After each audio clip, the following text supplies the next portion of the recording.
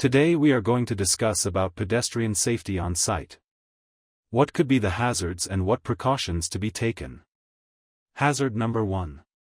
Workers getting hit by moving vehicles. Use designated walkways and wear high visibility clothing. Hazard number 2. Slips and trips on uneven ground. Keep pathways clean and wear proper safety shoes. Hazard number 3. Poor visibility in work areas. Ensure proper lighting and stay alert. Hazard number 4.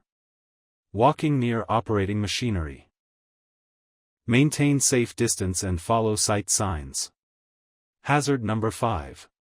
Falling objects from height. Wear helmets and avoid restricted zones.